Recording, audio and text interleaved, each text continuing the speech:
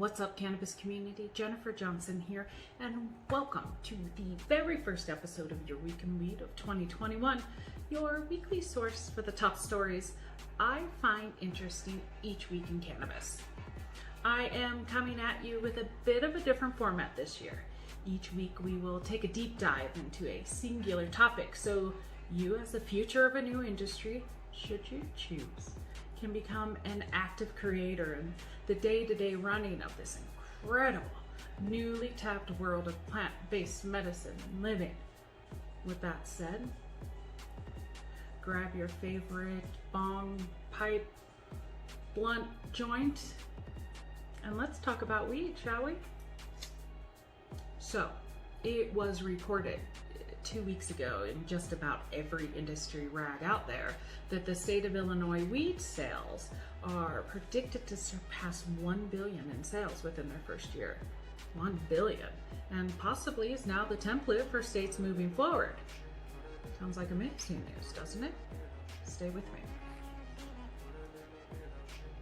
Some of you may remember the story I reported on last year that referred to the cost of 1/8 of an ounce of weed going for a shocking average amount of $62 in Illinois. And just as a comparison, the dispensary that I was at this week was selling 1/8 for $23. Colorado, by the way. So clearly, the billion in estimated sales is from overcharging the customer just out of the gate. Now, 1 billion in sales will bring in nearly 100 million in tax dollars to the state. Side note, this is why you are hearing lots of chatter all of a sudden from governors who have yet passed it into law, frantically trying to get it done so they can achieve the massive financial windfall given the shortage due to the current pandemic. Then, last week it was announced that they began the process of having 1 million marijuana convictions pardoned or wiped from records entirely this year, and the remaining 200,000 or so will follow in 2022. So, how can the state, making it easier for you to smoke, making a ton of money that they will desperately need, ridiculous cases being thrown out, and finally, the bipartisan acceptance of a drug in a climate where we are divided on most things down to party line? Leave it to drugs to bring us together, huh? So, how can this be a bad thing? Isn't this a great template? Indulge me a little more with some additional background information, focusing on the Social Equity Act. Now, the Social Equity Act was to ensure, and I'm paraphrasing here, obviously, that the most affected by the criminalization of the drug be given a way they can ensure to find entry into the state's lottery of 75 licenses for dispensaries.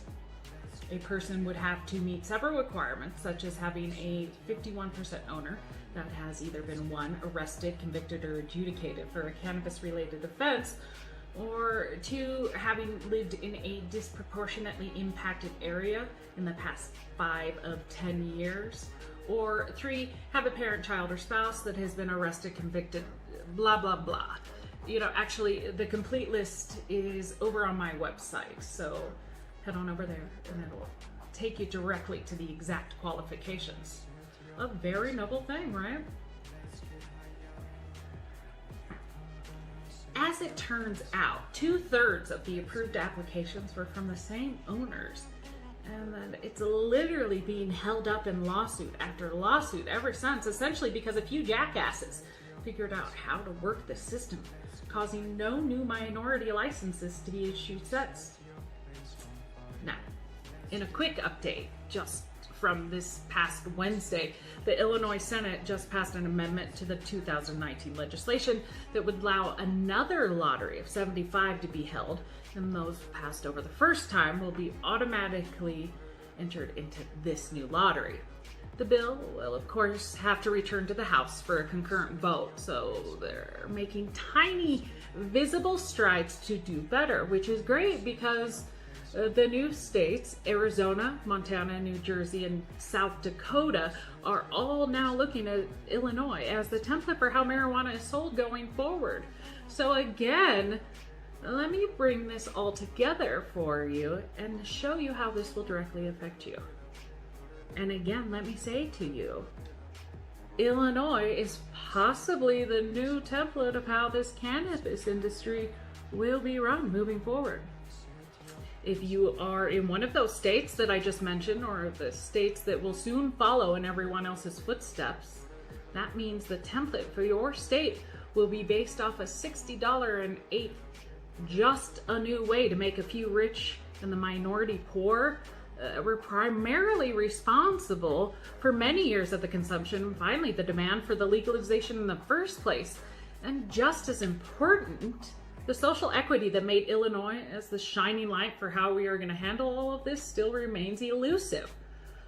Another industry quickly being overtaken by corporate America until the government gets its hands on it. Then it will be an even bigger corporation taking it over and manipulating it for their greater good. No, I'm not talking about Amazon here. So what can you do? Let me give you 2 simple ways, I believe. First and foremost, we have to stop being so shocked and delighted that someone is going to sell us drugs and that it's going to be a legal transaction at that. We have to demand as a unit that $60 for an eighth of an ounce of weed is not acceptable pricing, given how much people depend on it for medical benefits. Sound familiar, anyone? Prescription drugs sounding, anyone?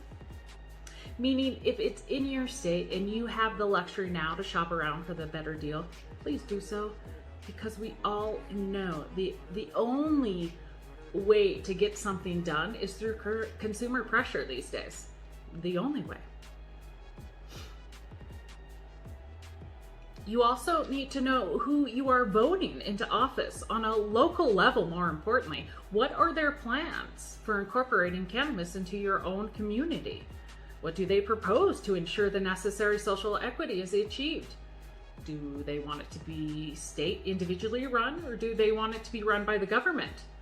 These are the people that will be actually making the changes, and we need to make sure that they are doing what's best for this community instead of lining the pockets of already very rich men and women.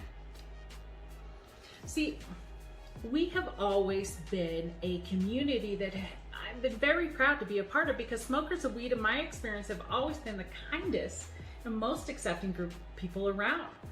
And I believe that if we each are responsible for our own participation in creating an industry that isn't so easily eaten up by corporate mentality, we can begin to take more control back from a messed up medical community that, with what was initiated with good intentions and the betterment of mankind, was ruined, became greedy and corrupt.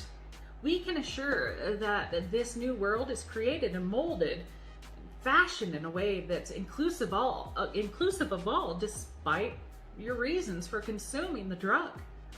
So I want to know, what do you think we can do as individuals to shape a more desirable cannabis industry for generations to come? Because that's what we're talking about, generations to come. Please let me know below. I look forward to interacting with any of you about it. So that will do it for this week's episode of Your Week in Weed. For a link to read all of the articles used to put this story together, head over to the link in my bio and you'll be taken to my website for a list of those links. So please, if you come across the story you think is interesting, or you yourself have something fascinating coming up, please slide into my DMs. But until then, cannabis community, spark something good. We'll see you next week. Bye.